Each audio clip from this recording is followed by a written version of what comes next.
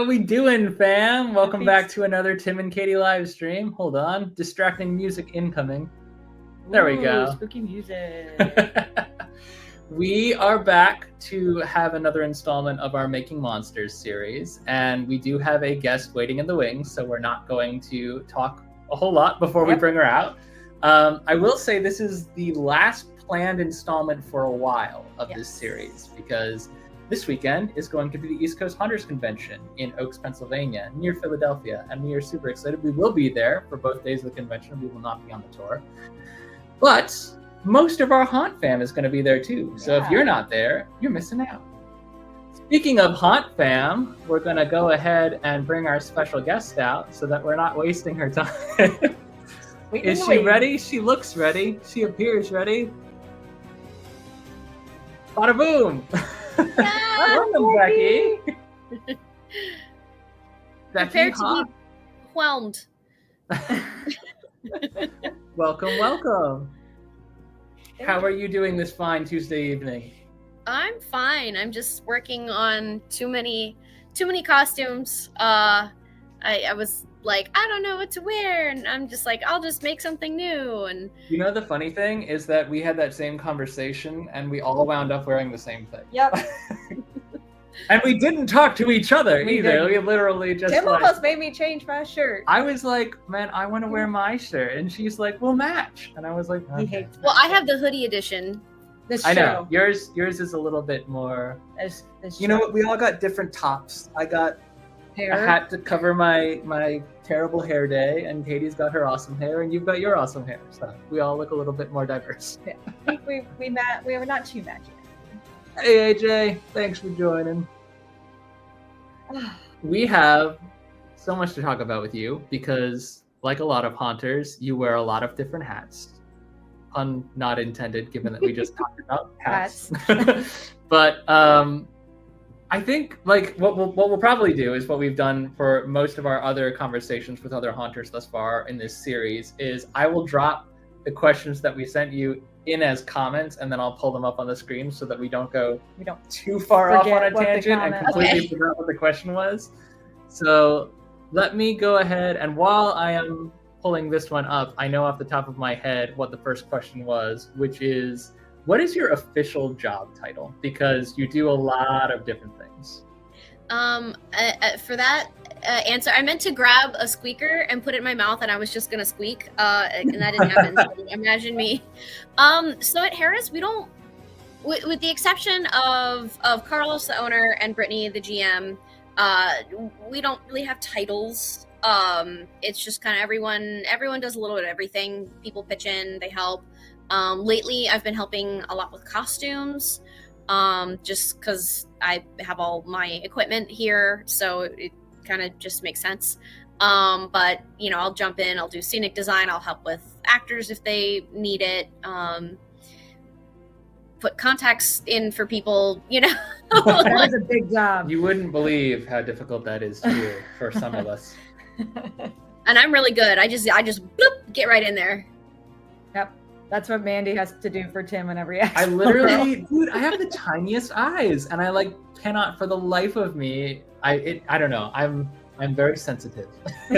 Someone has to like literally like sit me down and like hold my eye open and like jam it in there in order for me to like actually. And then I'm blind for half an hour. Of course, your ophthalmologist is hearing this and being like, "Oh dear God." Yeah. Hold the future with Sue, I have one. Anyway. I also set this one up kind of poorly for you because I asked what your job title was before I told everyone where you were. And I was going to say, did we say? We kind of all did, but like if it's not obvious. So for the uninitiated, we attended Hera's Nightmare in Westminster, Maryland for the very first time on Finally. Saturday. I know. It wasn't. It was our fault for like going too hard and getting sick, but also not entirely our fault. I will say it was totally worth the wait, but I wish we had been there earlier. Yeah. And I think like it's a different vibe. We went for the Easter event, which was a riot, and I think it'll be a very different vibe come halfway to Halloween and then main season, which we definitely want to go back for. Absolutely. But Becky works for Hera's Nightmare. Works at Hera's Nightmare, works in Hera's Nightmare, is, in a sense, Hera's Nightmare. Oh gosh, no. Part of it. I am but one little minion. You're not all of it, but you're a big part of it. Yeah. So, I keep it in my heart always. as all good hunters do. So having set that one up a little bit better for you, I will ask the second question, which is a little bit more complicated, which is in regard to your many different hats and the fact that you know, as you said, you don't necessarily have an official job title.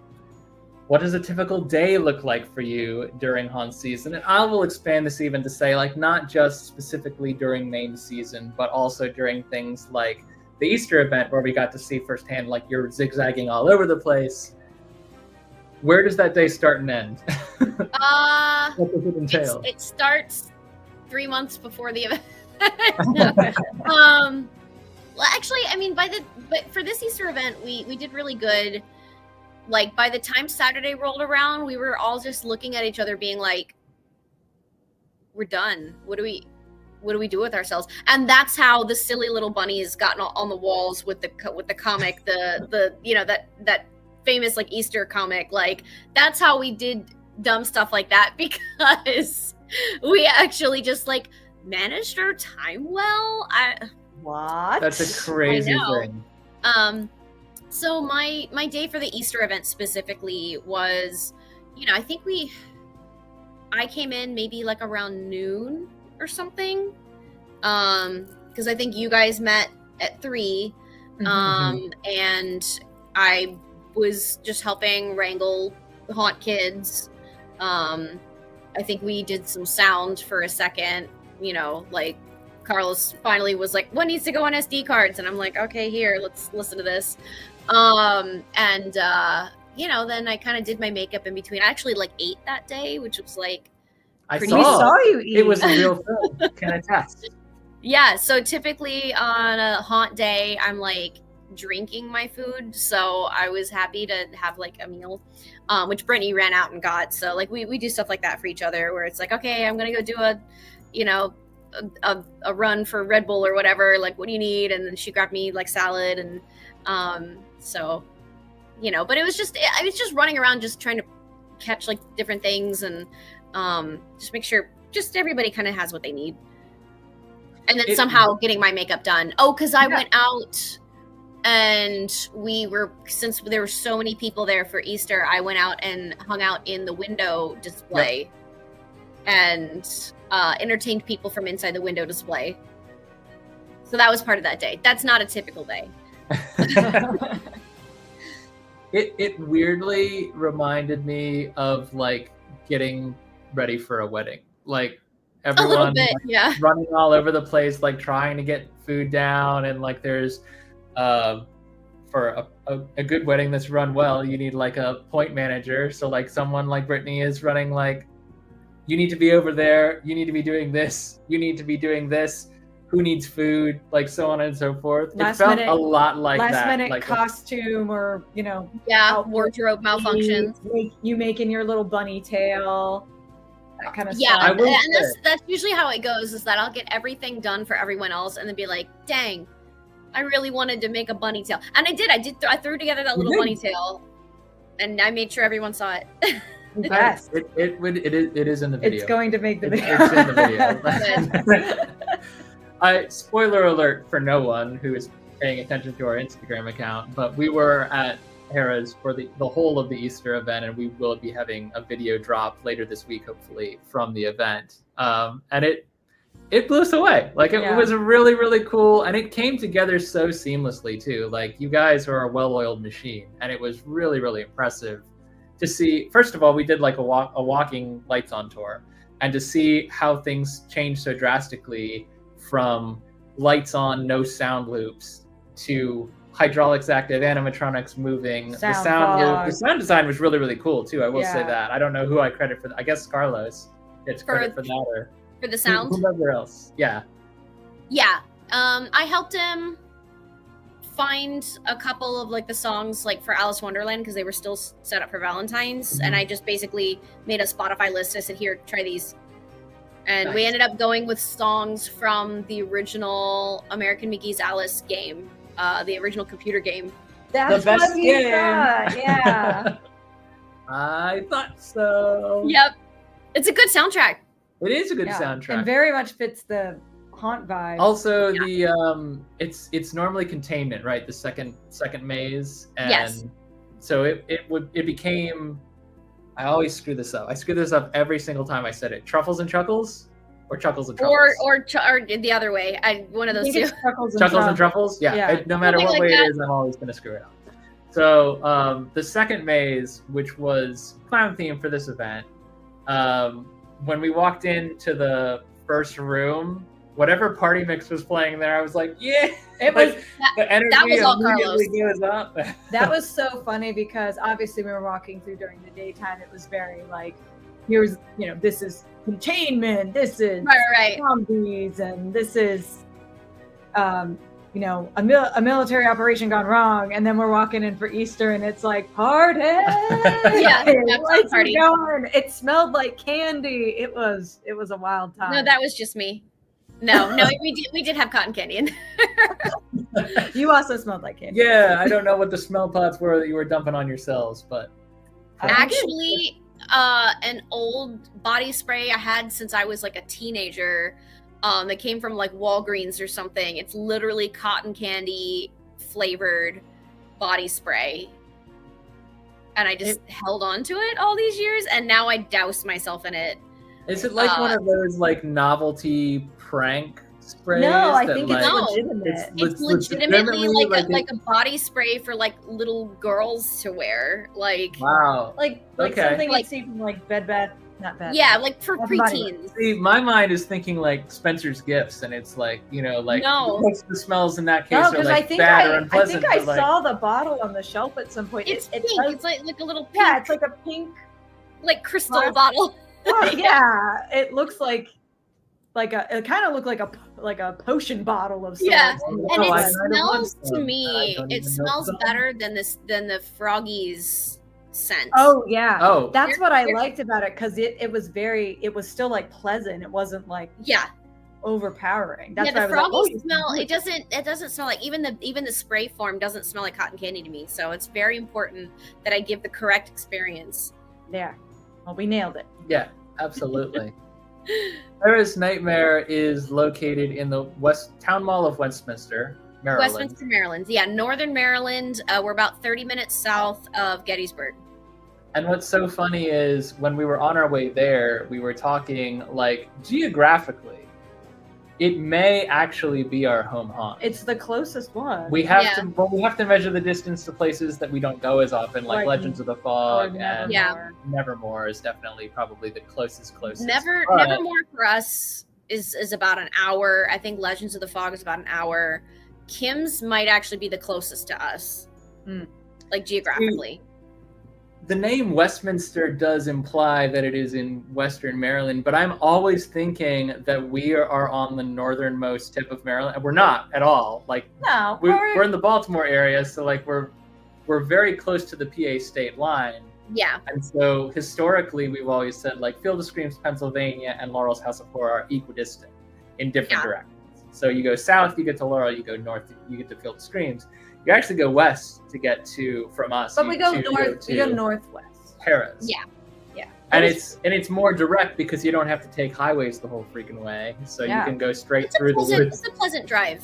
Yeah. Yeah, it really is, and it's pretty easy to find. I think you guys, on like, I don't know if it was on our tickets or on the website or wherever, it was like park here at the mall, and it was spot on.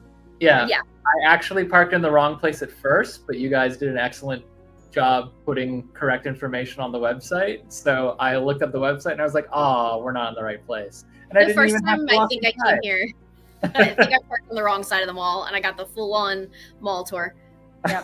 And if you do park in the wrong spot, It's not the worst mall. yeah, Honestly, like you just get an extra mall. malls but- as a whole have been dying in this Yeah. country for a while. So it was kind of nice to like, it was very nostalgic to walk through a mall for however many seconds. But I And a am lot glad of we parked in them- the right place. They're turning to entertainment now.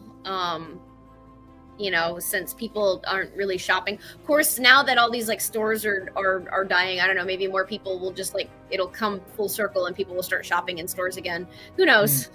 Yeah. I mean, it does. I will tell you, like we did 2 runs at Hera's on Saturday, and between run one and run 2, Katie did a little stroll earlier in the day, and she was like, "There's a little comic shop down there," and I was Well, it wasn't like, a comic shop; it was a gaming. It was a gaming store. They didn't have comics. And I was like, "There is? Do they have Lorcana cards?" And Katie was like, "They probably do." And I was like, "Okay." And then I went down there, and I was fiscally irresponsible between runs and bought like a Lorcana cards. It was a cool store. And it's great because it's all Hello, mom and pop Gage. shops. And they all the mall like store owners all like know each other. Like there's just like a really like good sense of like community at this mall specifically, like because like there's like Dick's Sporting Goods and like the Boss Cos, and like we don't really mess with them too much, but all the little stores, like the Vision place will get like our mail for us when Amazon takes it to the wrong place. Like it's nice. Yeah, it's really nice to like, I don't know, have other like the other stores support us, and then we like to cross promote and cross market. So it's really nice in that way. It's the basis of a lot of 80s movies, is that the mall is a community. And Paul Blart also. This is where my lore started. Our security guards love us, and in fact one of the ones from last season ended up coming in and acting a little bit on his night. Oh, that's so cool. Yeah. Well, what an origin story. Perfect segue, actually, because the next thing that I had on my list for you. Now, this is a bit of a loaded question because I know that you do not exclusively do haunt work. You've also got like a side hustle as a mermaid, and you've been a cosplay guest at AwesomeCon, which is how we met originally. So what was it that drew you into the haunt industry initially, and how did that passion evolve into what you do now? So when I graduated cinema makeup school in California back in 2012, because I thought for the longest time I was like, okay, I thought I wanted to be like a professional costumer, and then I was like, no, I just want to make costumes for me. And then I was like, but maybe I could be a makeup artist, and so I kind of like went full like all in on being a makeup artist, and really was like, I think I want to do makeup for movies. And then I went to cinema makeup school in Los Angeles, lived out there for about half a year, and applied for what was it, King's Dominion, while still living in California. I did like a phone interview and like applied to be a makeup artist for them. So my haunt stuff started with makeup in 2012, and then I basically drove cross country from California back to Maryland, and then started at King's Dominion like 2 days later, and then did their whole haunt season. I just say, were you doing haunt, or were you doing okay. And then I took a couple years off because I started to get into other forms of like entertainment, face painting. I was a party princess for a long time. And then during the pandemic, when everything was closed, Field of Screams, Maryland was the only thing that was open. And being a performer and a costumer and a makeup artist, I was like, I have no work right now, and I want to go I want to go do something. So I went to Field of Screams, Maryland, and became great friends with a lot of the people that are there, and then it just kind of grew from there. I found Hera's about a year ago, and I just won't leave. I don't think anyone wants you to, so you're probably all right. I did pull some photos from the dark recesses of your memory. of my Instagram. Of your Instagram, I mean, you have a lot of cosplay profiles out there, and some of them are a ways back, I think, but the fact that you've been going this hard on makeup for this long, if only for yourself. I mean, there was a time that I practiced it only on myself, and then when I went to Field of Screams, like I did makeup for them for 2 seasons, and And then I was like, I might do makeup for Harris this year. It just depends on, where they need to place me or where I'm needed.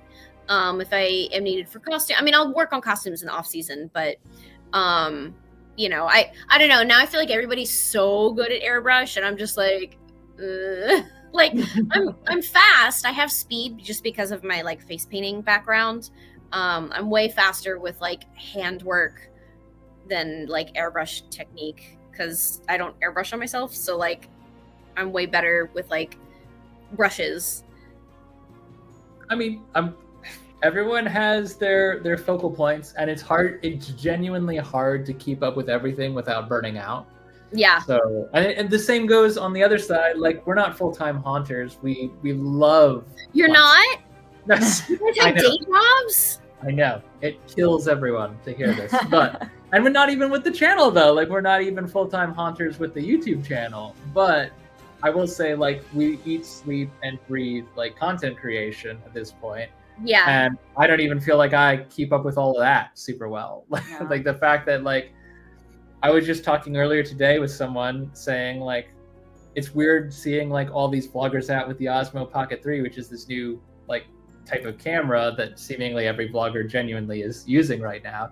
And I was like, yeah, the only reason I haven't pulled the trigger is because we do a lot of haunt stuff and we shoot in the dark, and the camera's not so good in the dark. And yeah. And that person says back to me like, yeah, I totally get it. By the time you guys decide to pull the trigger, we'll be onto the Osmo Pocket 5. And I'm like, that's exactly how it feels. Like, everyone does everything outside of what we're doing because we can't focus on one thing and do it while we try to do too much.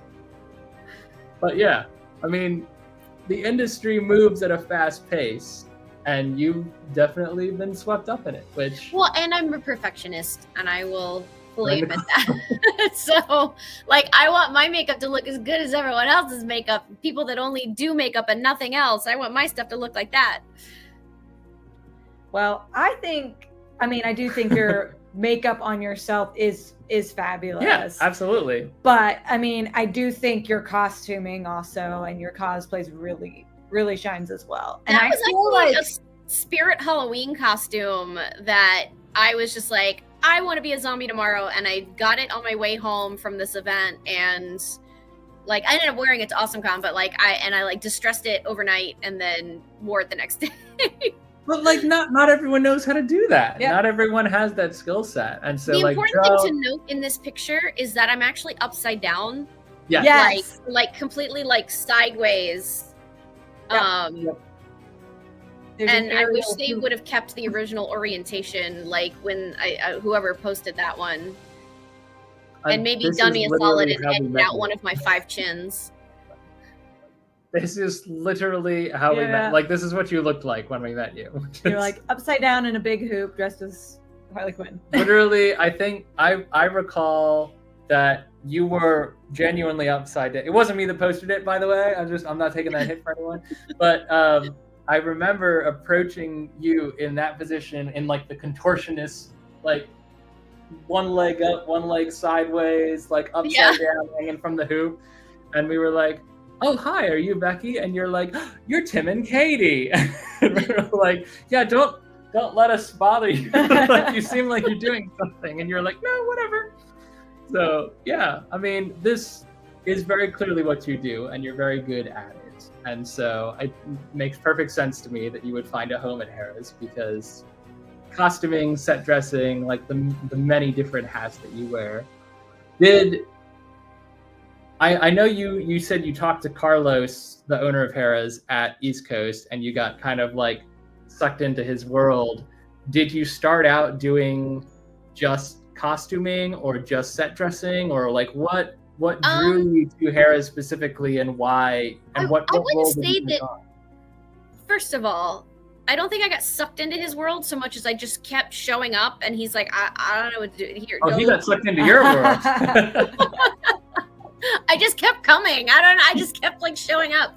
And because it's like during the, like, most of my work is on the weekends, just because I'm a gig worker. And so during the week I'm just like, I'm gonna go to Harris, and I would just like come up here and then just, no, most of it in the beginning was set dressing, which I had like very limited experience in, but I'm really good with fabrics and I know how to use a staple gun.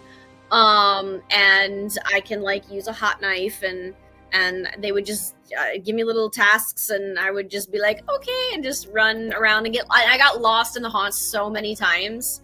Imagine.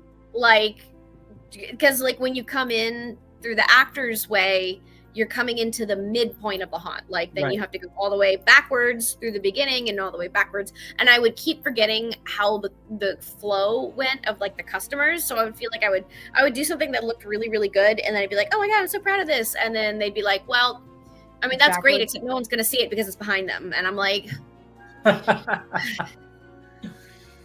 mean, yeah, when we did because Becky led us through the haunt for our daytime tour, and to the point of the actor's egress taking you to the midpoint of every maze.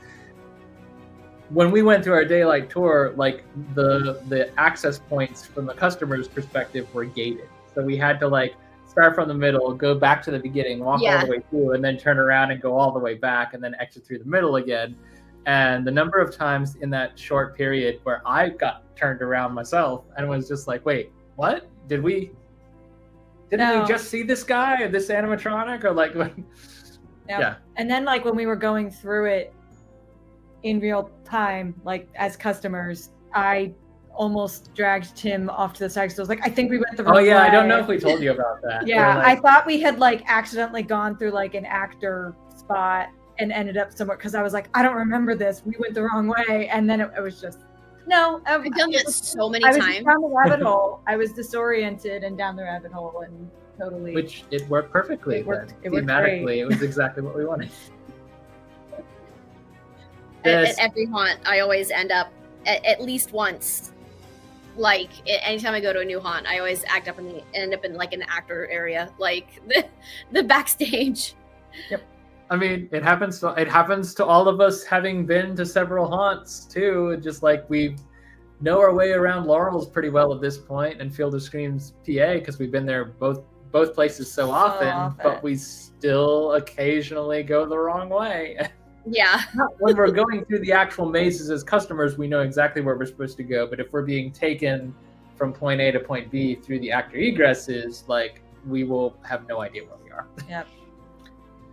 So this is now. I'm not sure if you donned this character specifically for East Coast and then it just became a regular part of your day to day. But is this an early iteration of Squeaks or? I think so. I can't remember when I first put that outfit together because it was.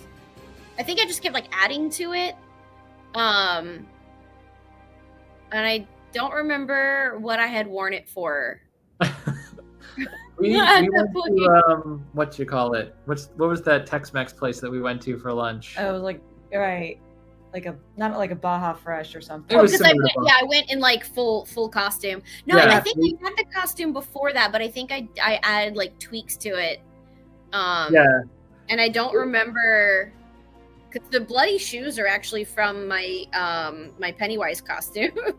Oh, nice. It's definitely an amalgam. And what you wore to Hera's on Saturday it looked like this bottom was the layer, Easter Squeaks. and then like a there was dress. there was like crinoline or something under it. Oh yeah, it's actually a brand new dress that I made for Trans Worlds, and then I only got to wear it for like a few hours. Then it's kind of the new Squeakers design because I like to do. I really like to wear my own creations because I don't want to wear anything that's like too commercially available because I want to set myself apart. So the outfit that I wore for Easter is like completely new. So actually I have it next to me. Like hey, yes. Okay, that's like we're more polka dot. Yeah. Kind of okay. Yeah. So this is like a combination of like fabrics and stuff, and then I think you guys saw me in these, but like I made underpants. I was running around afterwards in my little bloomers, But that's probably one of my favorite things that people don't get to see, unless I do something dumb and flip myself upside down, which I'm prone to do. And then the skirt is like just gigantic. Yes, yeah, that definitely like had crinoline some. that I made all. Okay, massive. yeah. Now that I see each piece individually, and mind It you, is a- I've been staring at video footage of this for the last like 3 days, so like I should know better. But I think it's because the like leg, the pattern on the legs was similar, and like the blue wig was Yeah, similar. it's- But other than that, it is a completely different outfit. It's a similar vibe, so it's not just you. Like well, the you silhouette came is to the. Go ahead. Sorry. no, the silhouette is like kind of this, whereas you got like the little, it's like polka dots and like fluffy things and like stripes and the combination and the color blocking. It's similar but different. You came to Laurel's Christmas Nightmare event this past year, And I saw you as and an you elf. saw yes. me and the mess that I was. But the funny thing is, like, I tried to do the same thing that you successfully did, which was to take pieces, fragments of a character design that you really liked and build on it and make it better. And what I wound up doing was creating like a freaking jingle verse of this one character that started out really cool, thanks in large part to Mandy Gibson, the makeup designer who did my look originally. And then I feel like I kind of soft ruined it this past year by like, I'm going to design this cool costume that's going to look really great with that look. And I went too far in the wrong direction. And by the time I was in the maze, I was like, I don't look fun. I just look intimidating. So I'm just going to stand here being weird. And that's going to be my character this time around. But you didn't break character. I was like, oh my god, hi, oh my god, hi, oh my god, hi, and you were just like, So, I mean, in that Props to particular you. theater, like in that scare zone, it's so loud that no one can. Yeah. And my whole character in 2023 was manic, Obnoxious. like manic, talk too much, like running around like a little imp. And then this past year, no one could hear what I was saying. So I was just like, I either have to be intimidating or I have to move. Like these are my two options. And my costume that I picked out for myself just like didn't do me any favors trying to replicate that same character. So you learn as you go. Yep. But I will say, what you do, you're way more successful at doing than what I tried to do and emulate your what you do, taking the foundation of a character and improving upon it and making it more fun or a different variety. Or I mean, being able to actually sew probably helps. Yes, I did piecemeal everything pretty much from Amazon, which I'm not proud of, but it happened. So, but I will use like base pieces, like the outfit that I'm working on right now. I Amazoned like a top and leggings. Yes, I could make leggings. Yes, I could make a top to go underneath. Are they already available at a price point? Right. Like, you're sort of answering this question. Segue into the next question. Yeah. For the Cursed Cottontail event, Valentine's was the first event that I really stepped in and really took off, like with helping out with the costumes. The costumes a combination of me and Brittany, so she knows the actors and we'll go through the positions and we'll be like, okay, this is a bunny, this is a victim, like we'll make sure that we have enough suits. And then like for the Easter event, they wanted some of the bunnies to stay clean so we could use them again, and then some of the bunnies got fully gory. And so I didn't want every bunny to look exactly the same. So that's why we have Super Bloody Bunny. And the Bloody Bunny did not go out front. The one that went out front was the one with me and the Easter Bunny, the actual Easter Bunny. And we have to point out that the large bunny in between you two is the mall bunny. Yes. It's actually the mall Easter Bunny. Yep, the mall Easter Bunny that was taking photos with children right down the hall. Came over. Until like the event started. That bunny was out there for a while, so that bunny came up, and that bunny was actually out there 2 hours into the event having started, because they came through. You were there, like when they came through the line and started passing out like flyers, like, "Hey, we're over here. We have bunnies too." Yeah. I geeked out so hard for the actual Easter Bunny. Like, I don't know why. Like, it just, I don't know. I went feral. Like, I just geeked out super hard. Well, it's so funny because I feel like I don't think the Easter Bunny has changed that much since we were kids. Like, I know it's changed since like the 80s or whatever, right.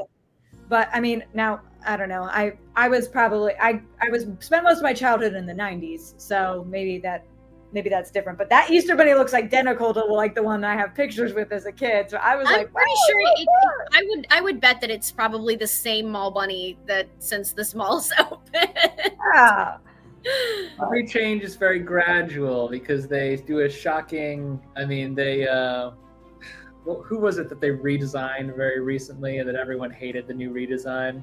I mean, Sonic comes to mind, but that was too drastic. Oh well, Shrek. Yeah, Shrek. That was it. Like we did the subtlest, smallest change to Shrek and Donkey's animation And style. Fiona, and like everyone lost their minds. Everyone's so the Easter Bunny has to remain an icon without any changes over a long period. For our queue line bunny, the one that's over on the left in that picture, like we had to be very specific to like make him not bloody or too scary, and also to not go anywhere near where the Easter Bunny was going to be. Yeah. So the mall will give us very strict rules of like no bloody bunnies. So bloody bunnies were inside the haunt and they were extra bloody. Extra bloody vampire bunnies. They were great. All the bunnies represented were fantastic. The center bunny there with the blood all down his chest and whatnot was by far the most intimidating. Particularly, we went through once with our lights on to catch some of the actors in their prime, and then we went through without the lights and the night vision camera to try and get a more traditional customer experience. And the strobe effect behind that particular bunny and the way we approached at exactly the right time, where he knew to hit the trigger at exactly the right time, and the thunder strikes as he stands up from his throne. It was like, that is a genuinely intimidating, terrifying it was a good moment. I'm so sad that I didn't have the chance that night to go. I went through Hexen, I went through Containment. I did not get to go through the Reign of Darkness or the Hunt. To see the bunnies, I'm so sad. You can live vicariously. There you go. Well, I know. I'm excited to watch your video because I like really wanted to see what it looked like. The far right image here is also what you sent me when I sent you Last the night, list of questions ahead of time, and you were like, "Here it is. This is what it starts. This is how it starts." And what I see in this pile is that's some of like the rabbit hole, black and white stripes, right? No, that is from my own personal gremlin horde. So my personal design process starts with a gremlin horde. I just start amassing materials and things in the right colors and trims and things, and then I'll just start throwing them all up on the mannequin and seeing what looks good. And then things go back in the pile, and then I'll pull things out again. But for Hera specifically, we knew we needed bunnies. We knew Alice did her own costume, so she did a great job. I didn't have to do that. It was fabulous. Yep. We have a set of identical twins that we knew were going to come to the event, so obviously we needed Tweedledee and Tweedledum, and we pulled some of the things. Like for the White Rabbit was originally. We were going to have like a mashup of like the Mad Hatter and the White Rabbit, but we were like, no, we actually have enough for both characters. So then we pulled a couple of pieces. My two favorites of the night, I think, were White Rabbit and Matt. They looked so good. The Mad Hatter outfit was actually just a commercially available outfit. And all I did was I made some adjustments. I knew the actor's size and the outfit was like pretty big. So I was able to tailor it down a little bit and make it fit him a little bit better so it would look good. And then I just distressed it. Distress it. it. And with the White Rabbit, there was this awesome pulp something. I can't remember the name of the company, but like this rabbit mask that already existed, and we just started pulling extra pieces that looked really good for him. And then I bloodied up his like big clock, and so that, I mean, the costuming was it kind of came together pretty naturally for this event. I take that back. Cheshire Cat's mask was my favorite. That was my favorite. That was like the thing that I spent the most time on for this particular event, because we knew the Cheshire Cat was gonna be was a 3 scare area. So the little area that this actor has they can pop up 3 times throughout the haunt, and so we knew who was going to play Cheshire Cat, and I knew this actor's like strengths, and so I made this mask that was really, and it was a Temu, like this derpy looking cat mask ahead of time. So I added a lot. I airbrushed the fur, like I sculpted the teeth and everything, and like I was really proud of it. I should go grab it. I'm gonna grab it. Yeah, do it. Yeah, the all the costumes were great, and each one of the attractions at Hera's had a different springtime theme. I mean, but just look at that. It's terrifying. It's awesome.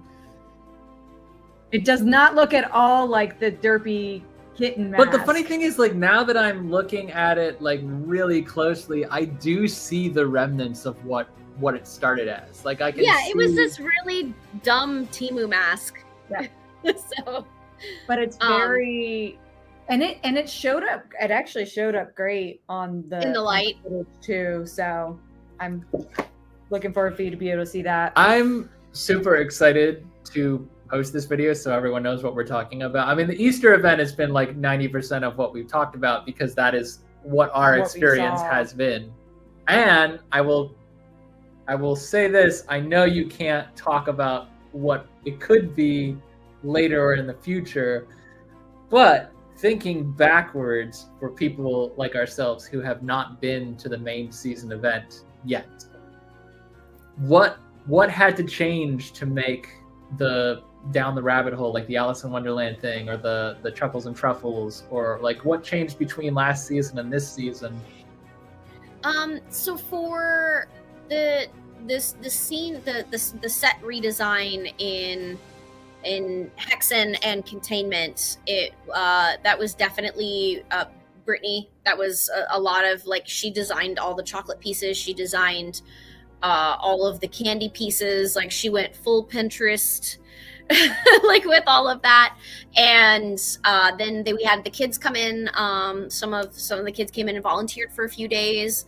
And while I was working on costumes, they just went in and they put all the candy out, and they put it up on the walls and everything. And we helped bounce ideas off of each other a little bit, like, oh, should we do this? Should we do that? And then it's coming down, like, right away. Like next week, as soon as we're done with East Coast Haunters and Fright Reads Book Festival this weekend, it's all going to come down immediately, go into storage, so we can start planning for halfway. And the wonderful thing about Hera's and what I love so much is that there are complete transformations between these, like, off-season events. Like, if you miss an off-season event, like, it's gone. You're not going to see it again. Yep. No. Like, you won't see Alice in Wonderland again, and that makes me really, really sad, because I enjoyed it so much. But what makes me sad is that I'll never see the Cheshire. I mean, I'm sure I will somehow, some way. But like the Cheshire Cat, as the costume was and as the mask was and whatnot, like that was I've decided that if we need to go win some money at, like, a bar, we're all just gonna grab the Alice in Wonderland costumes. We're all just gonna dress up as a group and go win like a costume contest cash 100%. prize. There you go. 100%. With all the Alice costumes that we made. And I mean, that is what you do as a creator, is like, for a lot of these, like, I mean, I'm thinking specifically of Monster Mania, because that was where we attended a costume contest for the first time in a while. We didn't dress to enter the contest, but we watched it. And a lot of the rules most of the time for contests like that are like, you have to have made it. You have to have made 75% of your own costume or whatever. So, like, you guys, having done what you do, and you in particular with, like, your passion for set dressing and costumes, like, you could walk into any one of those at any time with, like, 5 minutes of forethought and crush the competition. And I'm like, that's so cool. I wish I was talented like that. I did win a costume contest at what's the event? It's a haunt con in rally. It's Memorial Day weekend, and I can't remember what it's called right now. But 2 years ago, I did win the costume contest there. Sure, it was well deserved. What was your character?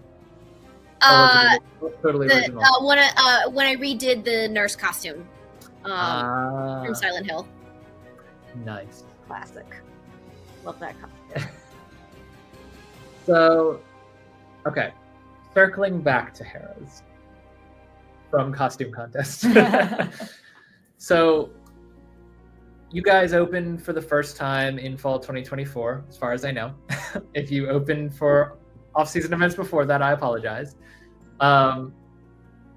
Since that time, you guys have grown, I would say, considerably. I hope. It seemed like you got a pretty good crowd out for the Cursed Cottontail event at Easter. Yeah, absolutely.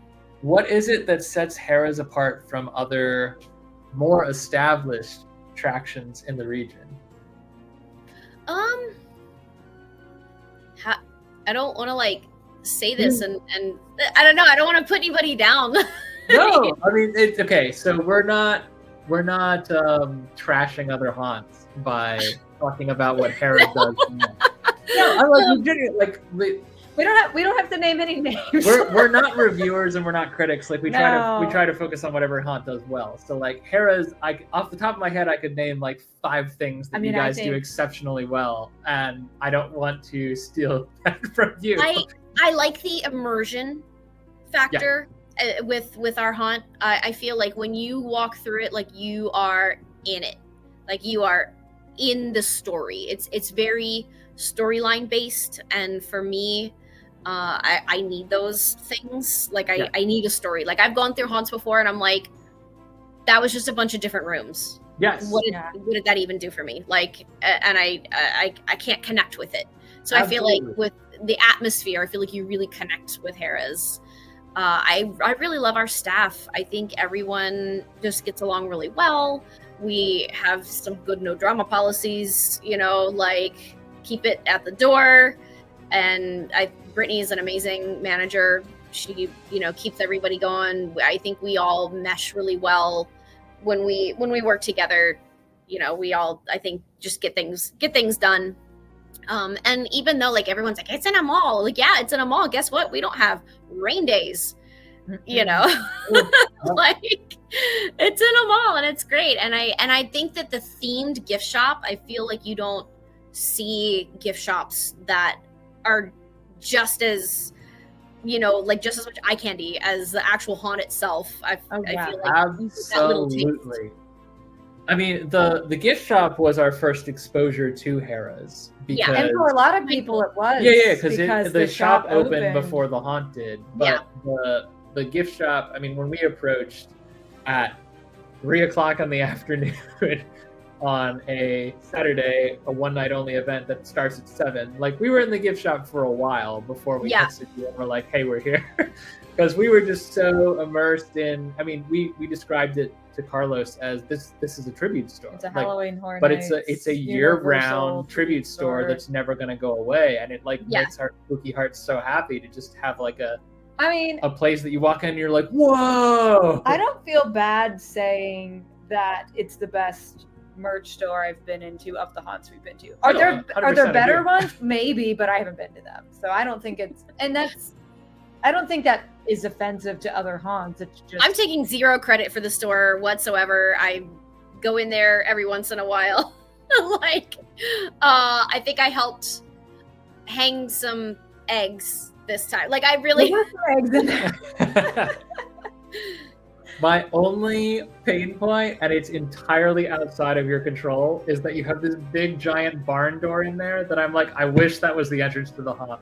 I wish you could just open the door and like send people in, but that would create a huge crowd in the store, and it would, instead of taking you into the haunt, it would take you backstage to areas that you don't own. So I totally understand it, but my little heart is like, oh, I hate having to leave this wonderful place to go down the hall to another wonderful place. I feel like for me, if I spend too much time in the store, the pumpkins get on my nerves.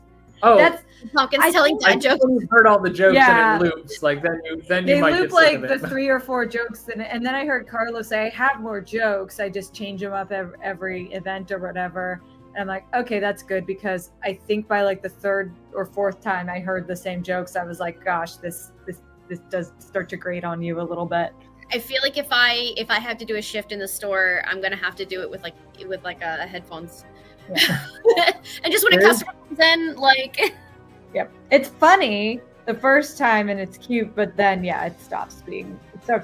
I mean, I had to stand there for a while to get it to loop, so I don't think it's as I will say, invasive as everyone, as you two think. Almost jumped out of my shoes. Well, also repetitive things really, repetitive things just get to me really badly. But I also almost jumped out of my shoes the first time the pumpkin spoke, because I was like not expecting it, and it was like right next to I thought it was like someone coming through the door to like, because it's like, hey, I'm like, am I not supposed to be here? I'm sorry, I was just looking at the candle. There's in I don't know, you weren't with me because it was Otherworld Denver, or not Otherworld, Meow Wolf. Yeah. The Meow Wolf exhibitions, the art installations that are like super immersive and like known for being wacky and weird and bonkers, but on a grand productive scale. yeah. The one in Denver has something very much like those two talking pumpkins. It's just a banana talking to another banana in the same room.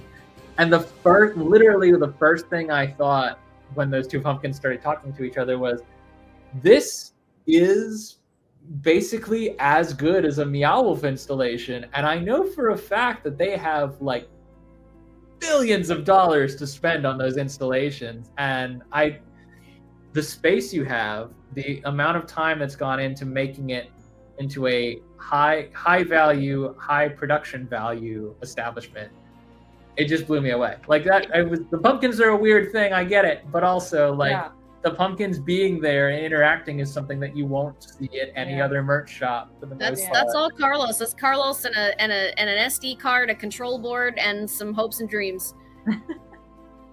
You'd be amazed what you could do with hopes and dreams. Back to Tim's pulling up the next question. Back to your, people comment like, it's in a mall, how great can it be? And you bringing up like the immersion, like you 100% forget or can't tell that you're indoors sometimes, depending on what scene you're in. And also you're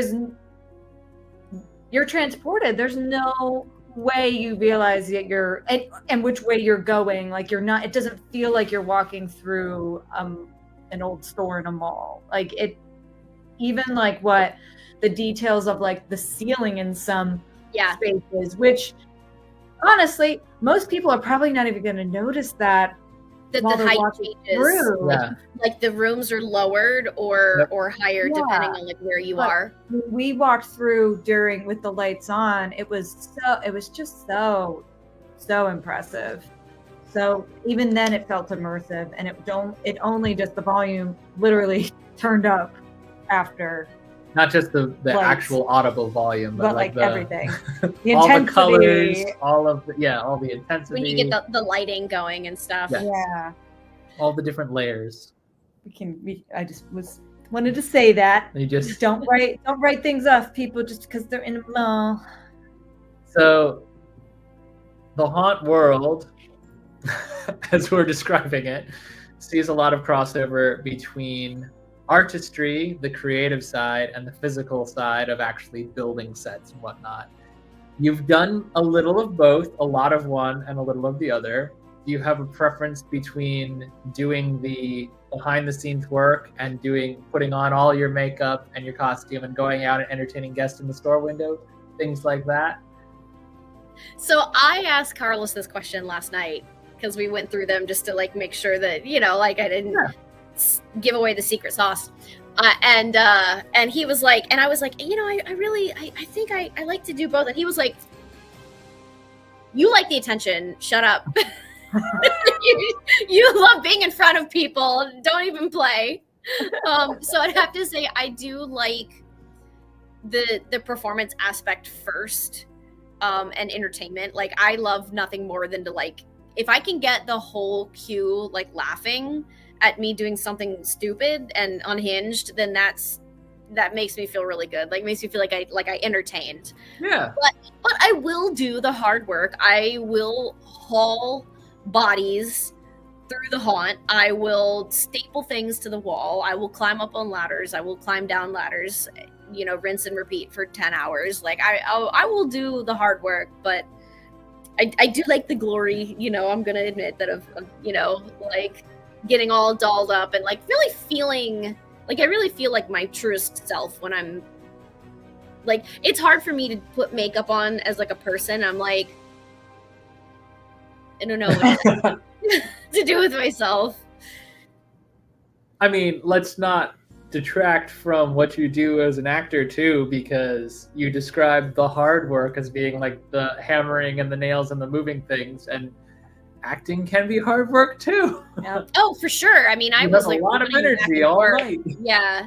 Oh no, I'm usually pretty exhausted, especially if the haunt, if it's like a Friday, Saturday haunt days, and then on Sunday they're like, let's go do stuff, and I'm like, the stuff meaning sleep. Yep. Were you guys every Friday, Saturday during main season, or were you Friday, Saturday, Sunday, or did it depend on? Never on Sundays. Actually, I'm looking at the calendar right now. We started September 28th. And we went through every Friday, Saturday in October, with the exception of the Thursday, which was Halloween. Nice. Oh, does that mean Halloween's on a Friday this year? It does. I believe it is. That means we've circled all the way around since 2020. Yeah. 2020 was supposed to be a great year for haunts, and it didn't work out that way. It didn't end up being so great. Thoughts and prayers. Let me pull up the next one. If you haven't noticed, I have been slashing questions because we kind of answer them as we went. As we go. But if you want to go back to any of the stuff that I sent you previously, you're more than welcome to talk to your heart's content about any of that stuff. All right. But I do want to talk about specifically the prep work for Hera's, because I know there was a lot. And there will be a lot again, and there will continue to be a lot every season because of what you guys do. So what is something that most people don't realize about how much work does go into prepping a haunt? Particularly, I'd say even when the doors aren't open to the public. I really mean like particularly when the doors aren't open to the public. There's so much cleaning. I feel like we can never get on top of organization and cleaning. Because usually when we're doing stuff, we're like, throw it in storage, and then throw it in storage, and then pull it, and then by the time we look at the storage unit, we're like, how did it get like that? And so I feel hundreds of bodies zooming all over the place every day. Cleaning and organization seems to be like our number one nemesis, and we're always like, oh, we're gonna get to it, and then things happen, life happens, and so for me, like, I want to start costume prep early on. I'm going to be doing a lot of my own sculpting and casting, a lot of projects much like the Cheshire Cat mask, but from scratch. So a lot of the masks that the actors are going to wear for this season, I would like to make from scratch, along with like any like chest pieces and stuff. So all of that will have to happen early, especially if you know how long it takes for like latex to dry. And if I'm only have one mold, then so that'll start this summer. And just everything, I feel like the detail work is what really takes time. So it does, you can build a scene, in a day or two, but going in with like that fine, like detailed, like the little leaves, like the little things, that just the distressing of this particular little prop, like, and even if you went through through the chocolate factory, there was even something like I had you zoom in on these invoices that Brittany did. She designed them real quick online, and printed these like cool vintage looking invoices, and unless you just like really stop and like take a look at the scene, you're not going to notice something like that. I know you did. I love little details like that. Yeah. No, I'm grateful for people pointing stuff out like that, because you don't realize how much they do set a scene. Even if you even if a customer is not looking at it and reading it, it's in the corner of their eye, and they're like, oh, I'm in a receptionist's desk. There's paperwork on this clipboard. There's a phone in the corner over there. There's this, like, it does, like, it really does set the scene, because if you walk in somewhere and you're just being told, like, it's a factory or whatever, but you don't see the little, like, clocking in things on the side, or the work switch. I don't know. The fact that the clock is on the correct time. Yes, yeah, I noticed that because I'm OCD AF. Yeah. So when and it's like, then you get something in like full like light. You do a whole room with full lighting, and then you turn the hot lights on. You're like, well, now I can't see any of that. So then it's like, well, how do we relight the scene, or what areas do you want to, like, that was like the room in containment, the very first, that reception area was all like redone recently. And, we're in there and we had to turn off all the lights, and then he's got like the little pin lights and he's moving them around, and like, and getting the dimness on like the little flashing, like the little light ahead on the top, getting the timing on that and the intensity, so that it wasn't like so bright that you go, wow, I can't see, or it wasn't so dim that you couldn't see any of the plants in the room. Right. So just little tiny things like that just take a while. And I will say that, as far as my very tired brain can remember, I got a great shot of all those little details in that room that you're talking about when we went through during our daylight tour.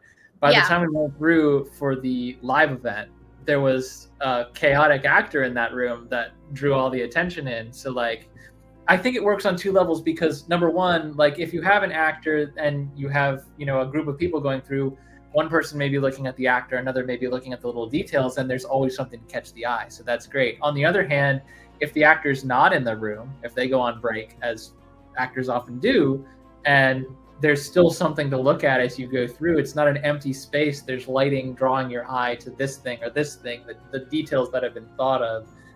Not every haunt has that kind of forethought.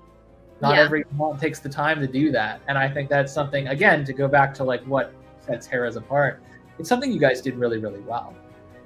I was gonna say, to this same point too, that we've had this conversation with a bunch of haunters over and over again. It comes up that, like, in this industry, not necessarily among haunters, but among people who frequent haunts, Halloween Horror Nights at Universal is thought of as like the gold standard. And I know we talked to Carlos a little bit, and he loves Halloween Horror Nights too. We've loved every year.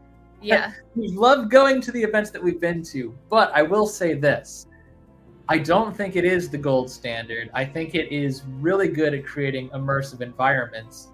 But think about the fact that Universal, as a film company with rights to a lot of the IPs they're leveraging, they have millions of dollars to spend on just commissioning custom sets. That's it. They don't have to pay for licensing. They don't have to really even promote, although they do. Like, they spend all of the money that they have on building immersive sets, which they then tear down season over season.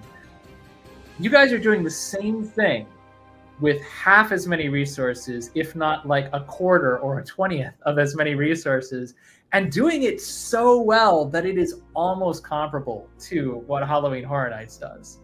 And I think that is just a testament to like how much hard work has gone into the off season and just like building it up from scratch. Or not, if not from scratch, then building it into something new from a foundation. Reworking things from... Yeah. I keep wanting to say from scratch, but you get what I'm saying. Like it. Well, it's not an easy definitely thing to do. Want to block out at least one date for us this year. There's new things, and I can't talk about them. And during the fall or an during undisclosed... the fall season, yeah. Okay. I don't know when it's going to be announced, but you definitely want to save one of your haunt nights for us for sure. We are going to. The trick is remaining healthy. Yeah, I know. Just like You have no idea how frustrating it was to have zinc and vitamin C. I was gonna say, like, all the vitamin I was C. pounding vitamin C before the Easter event because I was like, we can't miss it. You have No, no it's- idea how bad I felt when you invited us out to one of the early weeks, and then there was Mhm. an event towards the end of season that we got invited out to, and the first time Katie was sick, and the second time I was sick, and I was like, we're gonna look like such flakes because we. I started to get sick at Transworld, and I Instacarted like Zicam, which is like my new favorite thing forever, and like water and Gatorade. And then I think I didn't party any of that. I like went right to bed, like, and got like a ton of sleep. And also, I find that the virus inhabiting your body has to be formidable. It has to be like the correct host. And so if you will it out of your body with negative thoughts, you can get the virus to leave. There you go. That's the my secret. trick. You just have to be not a good host for the virus. My college roommate was sick with the flu, and he had some friends come to town, and I came I came back to the room from class one day, and I found him like putting on his suit like to go out and party with his friends, and I was like, what are you doing, man? You got the flu. And he's like, oh, I gotta let a little thing like 101-degree fever stop me from living my life. And then I was like, dude, what are you thinking? And he said something to me that I'll never forget. He said, listen, Tim, alcohol is basically poison, and it stands to reason that if I drink enough, the poison will kill the foreign substance in my body before it will kill the healthy components of my body. There you go. Your blood alcohol level. Just get those numbers up. Yep, there you go. It's a numbers game, right? You just gotta survive the poison longer than the virus does. Anyway, so we didn't go to Hera's in 2024. For anyone listening, follow Becky's strategy and not the alcohol strategy. Yes, For me, none of sleep, my hydration, Zicam. Yep. Fluids, vitamin C, zinc, except the part rest. about willing the virus out of your and body. willing the virus out of your that body. Yeah. may not be medically advisable. No, but totally medically advisable. You just have to sit there. You have to just meditate it out of your body. I No, it's was not welcome. legitimately so sad. If not the first time, definitely the second time we couldn't make it in 2024. I was like, oh, they just hate me. That's fine. I was so worried you were gonna think that. I was like, no. That's why I was like, no matter what it is, the next thing we're doing is Hera's. Like, I don't care who invites us where. We're going to And Hera's. then we got word, but in like, was it early March or late? I can't remember. We got word at some point it was going to be that Easter. there was going to be an Easter. And I was like, great, no one is doing Easter. This is perfect. I wonder who told you that. no. I mean, no, we saw the official announcement on Instagram and we got Okay. I feel like I try to give you guys like dates, be like, okay, this is how I think this is gonna go. Just pencil this in just in case.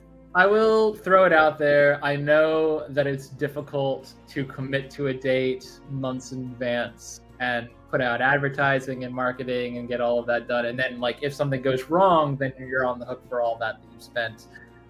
But I do so appreciate when we can plan our haunt season or our off season like a month and a half in advance, because then I have stuff on the calendar for 2027. I'm not even kidding. I've seen you've shown me your calendar. I know. It's great. That's how organized I am. I have to ask because I don't think I think I know the answer. Was a Easter haunt just like something that Carlos thought of and decided to run with? I think that it came out of like a lot of people did St. Patty's Day, and so and I feel like that was maybe too much of a turnaround time from Valentine's. And we were trying to, because with Valentine's, I think that there were so many events happening that same night, because Valentine's was on a Saturday night this year or like something like that. And so there were so many, there were so many haunts open that night. So I mean, a lot of people would like stop at our haunt and then go to another, but it was just, there was a lot of competition that night trying to get the numbers up. So I think doing an Easter haunt, nobody else was doing that. And also for us, the bunny was there. There's a big draw for that, and the peep show is happening in the mall. So the Yes. peep show was an event. So we knew that the mall was already going to have a lot of foot traffic that night. So we tried to like keep those kinds of things in mind. So I think it worked out great. I think people It paid off. Yeah. And I also, to that point, love that you guys are organizing around dates when there's not as much going on in the haunt community as a whole. Yeah, and that's why we're trying. If I had my way, a haunt every single weekend all year round. It doesn't have to be just. Well, and that's why we were able to get other actors too, because a lot of those haunts don't do a lot of off-season events. So one thing, and I will go back to that other question, is what sets us apart is we love collaborating with other haunts. We love working with other haunts actors. We have makeup artists from other haunts. Oh no, hold on, I have to. I literally. Okay. She's gone. No, I'm good. So. We love to collaborate, and that is like one of the things that we are really proud of, is collaborating with the other haunts, and just that feeling of community, and that is something that like I love, because I get to see all my family from Field of Screams, Maryland, even though I don't get to like go there that much, but they get to come to me, and it makes me really happy. It was really cool that like on the social media, marketing and prepping for the event, like you guys shared Markups, like come see haunters from these other places that are coming and participating in, and that was really cool. I probably won't even be able to name them all, but obviously Field of Screams Maryland was represented, Markups, Laurel's we had an actor from Laurel come out. We had Dinwiddie come out. We had Distorted Dreams and Milltown. Yes, Milltown. That was the one I was going to forget. And yeah, very cool. Anyone who wasn't there behind the scenes also came as a customer to that night. Yeah. So like, I don't know. I love that there is a collaborative effort to make this haunt event or this haunt event accessible to other people who would want to be there, but like couldn't if you all booked on the same day. We actually had more actors for this event sign up than like we knew what to do with. Like we actually had to be like, I'm sorry, no, we're full. Like, here, have a ticket. Oh, that's so nice. Oh, that is a nice because everybody just wanted to be a part of it, and like we only have so many positions. I mean, it's a trailblazing. I mean, I'm sure there's probably somewhere out in the country other people that do Easter, but there was Scare Factor posted one just the other day. Yeah, that was also. I mean, Easter, for they're the so far immediate removed. area, Yeah. I'm pretty sure it was absolutely trailblazing. I can understand why actors wanted to be in on it, especially to get the opportunity to, work at Hera's and to. You don't see a whole lot of, I think, like Alice in Wonderland totally themed walk. Attractions, and I thought that was really cool, and just that was our Alice was her idea, that theme. Yeah, and we all just kind of like, and I loved the set dressing. That when I walked through, when like Brittany came back, she had the whole gaggle of haunt kids behind her, and she's like, okay, we're done, do you want to go see? And I was like, oh, I just walked through, and I was so excited to walk through, and it just like, even without the actors in place, it felt so immersive already.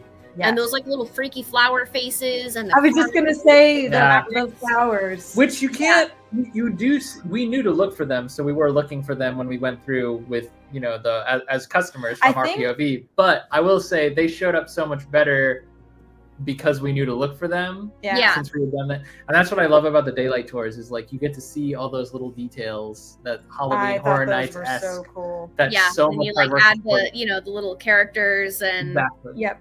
Yeah.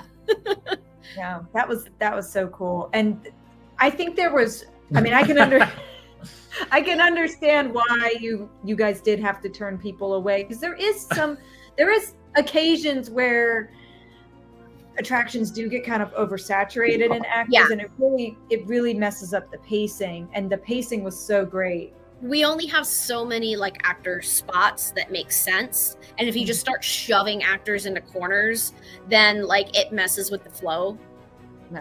I mean, I saw the way, I mean, I don't want to give away sauce, so I'll just make this very vague. It seemed like placement of people was very important in like the time it came to for like showtime, and I thought that was really, really cool. Oh, And timing, the timing for the actors was important to keep like suspense, so people don't expect things. Yeah. So the timing, especially on the what the bunnies were doing in the last haunt, was really important. Yep. Yeah. You've wound up answering like 6 questions as we've gone along, so I'm gonna throw this one at you, and I know that there are some things you can't say. This is like a Marvel movie conversation. I know. It's a Marvel movie, and I'm trying not to be the Spider-Man. I know. You're not the werewolf, right? You can be as vague or as detailed as you're allowed to be, but is there anything at all you can say to get people hyped for... I think Carlos is watching right now, so I'm gonna try not to say anything. Okay. I'm really excited for our growth opportunities. I'm really excited the way that the haunts are going to be rethemed, and the costuming, the layer of like detail that I am excited to add with the costumes. Like I said, sculpting custom pieces. Right. I don't want to use a lot of like stock pieces. I really want to scratch build a lot of these costumes just to make them different and not like, anything that you can just like cash carry buy from a convention, so that's a part I'm excited for. I can't wait to just really get into the crafty parts of it. So we have a lot of things that we're going to be making by hand for these to really create the full immersion. So there's a lot of like detail work that we are just going to have to like assembly line to add to the haunts. There's new things happening. Like I said, it's going to be a completely new like walkthrough too. Like walls are getting knocked down, walls are getting added. The haunts themselves are going to grow, so the whole experience, the whole flow is going to be different. And so there's just going to be more levels of like detail. It's so exciting. That was honestly like that was a pretty good way to sum up. Yeah, that's pretty good.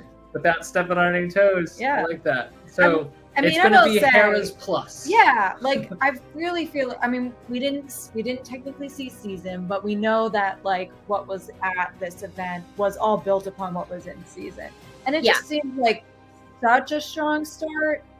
I know that Carlos, it being his baby or whatnot, is a little bit more critical of himself and whatnot, but we were just really impressed.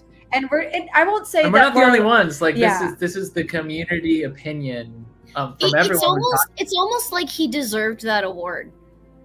Right. Almost. Oh yeah. Like award-winning haunt in your first 6 months of operation. Like, are you kidding me? I would so much rather that haunts be humble and self-critical and find opportunities to improve than to roll in like, we're the best haunt in the area and you're not going to top us. You guys are the perfect kind of haunt community. Humility, I don't know her. I mean, you guys earn the opportunity to be prideful, let me tell you what.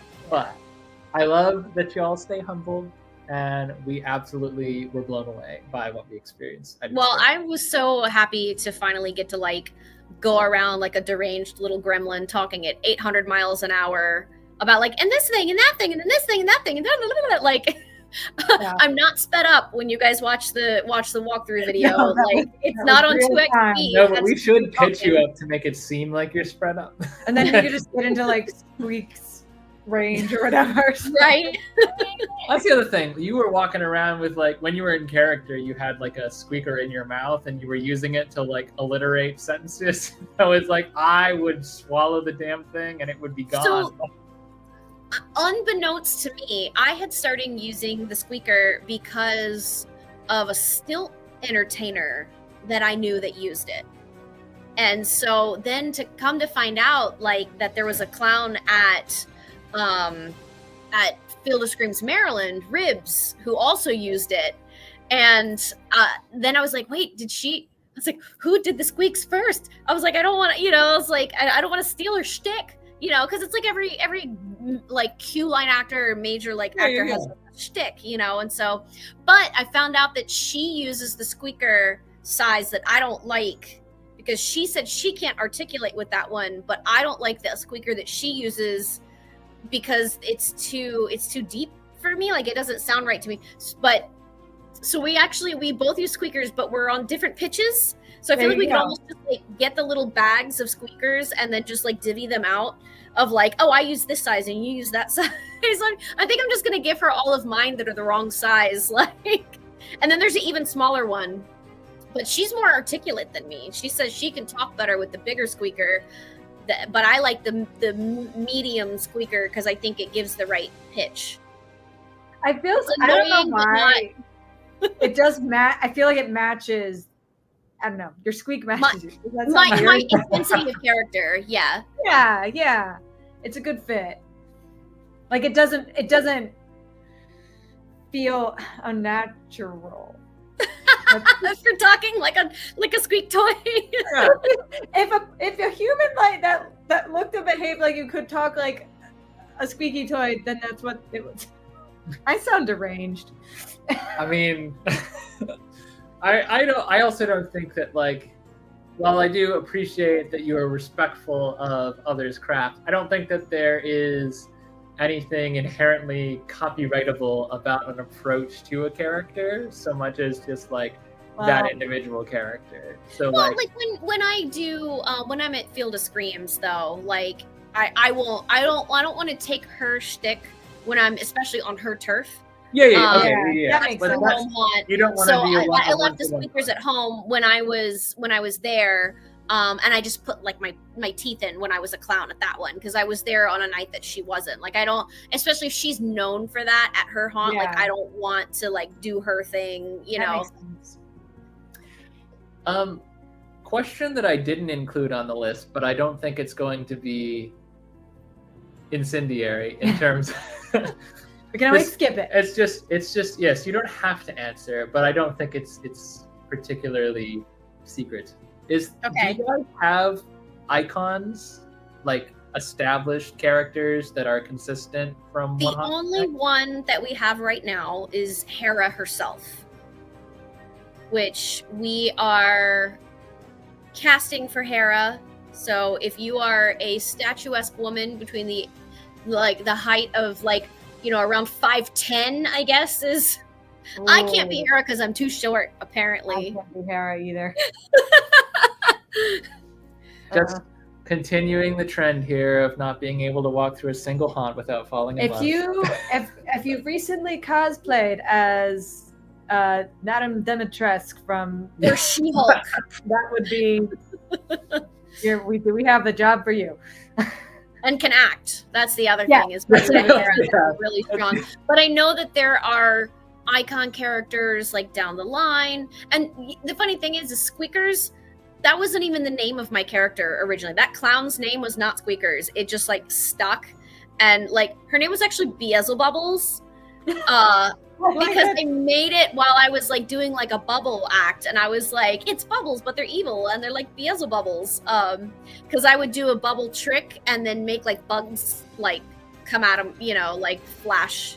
Like I would do like bubble tricks, like like the cute little bubble fairies do at the Ren Fair, except it'd be like cockroaches, So I was like Beelzebubbles, like she's the little like she was actually supposed to be a demon, and it's like no, it's just a clown and it squeaks and it squeakers and it's like it just stuck and I was like okay, squeakers it is. I mean the footage, and we didn't spend enough time in the queue line to regularly interact with squeakers, but I do have some good clips of good. I'm excited to see them. Taka has an entire interview that he does, like a segment of his interview last year where he improv'd with me so good. I almost did swallow it that time because I was like just rolling. And I'm like me, and he goes, why, yeah. So so he goes something about the socio-political like landscape of something. Like he just improv with me so well with the squeaks. That's awesome. That's like the Muppets, like Beaker Yeah. and Honey. Oh yeah, Exactly. Oh, quite right, Beaker. Yeah, I love it when people like pretend to like understand what I'm saying. All right, I've got one more question from our list for you, unless you feel Okay. like circling back to anything we didn't ask, because I know I I'm slashed surprised you. there weren't more questions from the. I Sometimes can't see there who's are. watching this. Sometimes they do come from the peanut gallery, but in this case, I think we wound up answering a lot of them as we went, Yeah. because we Yeah. just kind of naturally circled into other things, went down the rabbit hole, as it were. Yeah. Oh, this one, right? One piece of advice to someone One who piece of advice: wants to break it. be original. That's Be the first original. time we've heard that, which is so Yeah. ironic. It is or it isn't. It is ironic because in giving advice, other people perhaps have not thought to be as original. So be Oh. original. That's not Like, a knock be on anyone yourself. else who gave advice, by the No, way. It's just no. a funny thing that Find came to my find mind. the thing that makes you unique, and turn it up to 11.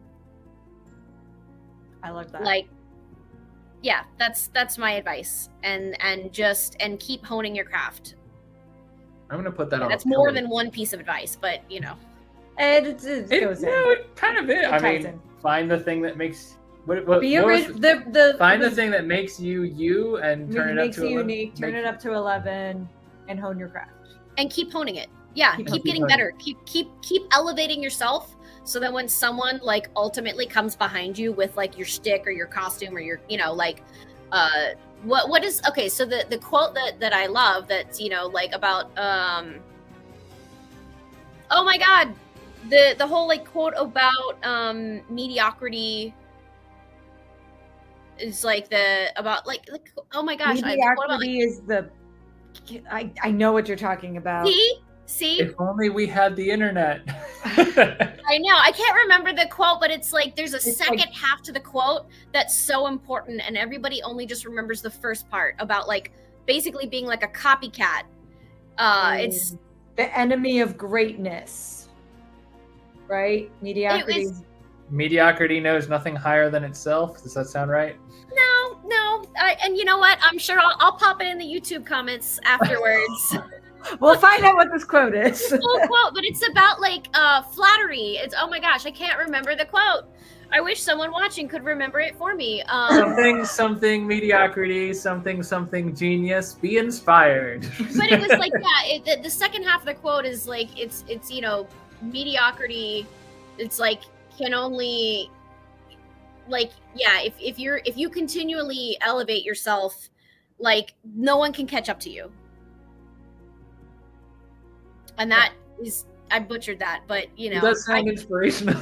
Yeah, but like if you don't ever like I guess stop working on yourself, like yeah. Well, now you're I'm just determined to getting find it. better. Now I'm just I determined. think. Well, I'll give you some airtime while you look for the one you're looking for. Okay, The roll credits or this harkens. Commercial break. This actually harkens. This piece of advice you're giving harkens back to what got us vlogging in the first place, and what has kind of been our guiding light, as it were, as we've gone along. Because we've been at this now for 5 years, and every year is something new and different. And every year I get fed, if not direct messaged, several tips about like, here's what you should do, here's how the algorithm works, here's how this, here's how that. I found it. Okay, you can go ahead. I don't Okay. have to tell the story. It's an Oscar Wilde quote that everyone only says the first half. And it says, imitation is the sincerest form of flattery that mediocrity can pay to greatness. Bueno. Okay. Perfect. So Yep. if someone copies you, keep going And make it better. and be better. Yeah. The end of my long and winding story was just going to be like, we aspire to march to the beat of our own drum, and we take inspiration from a lot of other creators that came before us. And there are pieces of every edit I do that look a lot and feel a lot like pieces of other edits that other people have done. But we always try to find ways to make it unique because, like, at the end of the day, we want to tell a story. And however we get from A to B is that story. And the story is always going to be unique. Yep. I mean, I think no matter what your craft is, whether it's makeup or costumes or set design or video editing, as long got as to you, it right after. I know. I think Right I saw it pop after in right after. Yeah. I mean, I'm sure, Becky, as you look back on maybe things you even did, 10 years ago, you're like, hopefully you don't think, wow, I sucked back then, but hopefully you. Oh, I totally do. Wow, I've just got, I did great stuff then, but I've just gotten better. I mean, well, don't actually, because I hate them. But if you go and you sort our videos by like oldest instead of newest, oh my god. But people were still commenting that your editing was really good then, and just imagine like I know, how and much I hated better it. it's gotten now. So you sound just like Carlos. That's it. Gives us we're on the same page about You how have to have that drive to always be better. But you shouldn't be hard on yourself. Give yourself grace and compassion, self-love, all of that. Yes, but also don't just ever be like complacent. Is that the word I'm looking for? Like, don't ever just think like, oh, well, I'm done. I'm here. I made it. Yeah. Which isn't to say don't give yourself any rest. Right. Because we all need that too. But Right. there have been camera and be like, don't give yourself any rest. Okay, Carlos. there have been days where I have released a video that I'm not thrilled with because I know that it needs to get out. But I try with every single edit to get just a little bit better. Just the slightest microscopic incremental betterness. That word. Yeah. It's not quite what I wanted to drop there, but yeah. Just more betterer. A little bit better than yesterday. And that's all you can do. And I try not to mess up things less than I did. You're learning. last time. You're learning a lot. You've learned a lot I over would the like last. to point out that I went an hour and a half and have not cursed. You have. Which for me, if you know me, You are. Honestly, if like you talk to us like in an off camera, I am not a. Oh no, we swear like I sailors swear like a in sailor. person. We're just trying not to. We just try to tame it down for the audience. The algorithm is a mean mistress. After all that talk of not paying attention to the algorithm, but we do. Sometimes We do a little bit. I mean, we don't want our live streams to not be given the credit, especially when we have guests on. I think it's more about putting our guests on center stage and giving them a chance to speak. as you can see, Yes, the stage, literally. Yeah, you literally have a stage and you carry it with you everywhere you go, seemingly. So. I mean, we'll go back to the conversation about humility, and Literally having a stage in your back pocket. It's not because I'm not humble. It's just because you never know when you're going to need it. You never know when you're going to need an instant backdrop to perform. It's literally, because it's either this and you can see the wall behind me in the actor's lounge because this was the room with the best lighting. And this was actually from Fright Reads last year. This was what I used for the Marionette Theater. So I did like an interactive display for Fright Reads halfway to Halloween last year. Where I was like this little animated like marionette I was doll. there. It was cool. I was going to say, is that the one you went to? Oh, yeah. So and then this ended up as a window display at Hera's, which all of my fabric pieces have ended up either in the haunt or in the window. All the curtains that I've made for myself for my different displays. They get a new life. Yeah, they go on to benefit other haunt. Yeah, and then now it is my personal, live stream backdrop. There you go. All right, you ready to give Becky a break? I mean, my brain is fried. I couldn't remember It's crazy that it's only Tuesday. I will go ahead and plug both yourself and Hera's, Becky. I did not put anything in here about Kira Entertainment, but you are welcome to plug yourself too. It's fine. Like, it's... Becky Talk is fine. We don't need to pull my business into it. It's Becky _ well, all the links are on your bio too. So if you go to Becky's Instagram or her Facebook page or her TikTok, you will find links to everything else that she's ever done. And you are phenomenal at all the things, so everyone should be checking you out on all of these platforms. Thank you. Also, be sure to follow Hera's Nightmare, which is Hera's_Nightmare on Instagram. On Facebook, it's just normal Hera's Nightmare. And then Harasnightmare.com is the primary. We're not allowed to talk about upcoming events. No. But if you follow the page, I think they will be announced soon. They will be announced very soon. Well, at Easter, one of the events was on the back of the ticket. So if you were at the Easter event, you got to know what the next event was. We're in here. Can we talk? Was there a date on it, or was it just a date on it? Okay. But I don't think it's like public yet. I think it was just like a. But you can look at the date because I messaged it to you. I know, and I really appreciate that. I want to say it so badly, but I can't. Well, okay. It should be announced soon. It will be announced on Instagram, soon. Facebook. And in the meantime, Tim and Katie will be off live streams for 4 weeks, right? Because we're skipping. We do every other two, and then we're skipping one. How long is that? We are starting our travel season, so we will be away for the next scheduled live stream, but we will be back on May 20th with something. No more Making Monsters for a little bit, but definitely something that I think is going to interest everyone. And Becky, where can people see you next? I will be at the Fright Reads Book Festival halfway to Halloween event in Marley Station Mall. Another mall event, but it's really fun. So this was a little offset of their bigger Fright Reads Book Festival. And Hera's Nightmare is doing something big and crazy. So now when you have my big and crazy combined with Hera's Nightmare big and crazy, like it's, we showed the facade to the organizer and he's like, what the hell, guys? And Fright Reads is this Saturday and Sunday? Saturday during East Coast. So we're me and the Hera's crew are doing Fright Reads on Saturday, and then we're gonna do a day trip up to East Coast on Sunday. And I will probably wear my clown outfit. Yay! I'll wear squeakers. And of course, I was getting crap from Carlos. He's like, "You're gonna dress up? What a dork!" And I was like, "All the other actors are dressing up." Like, I was gonna say, a lot of actors dress. I know. I was like, "Leave me alone, man.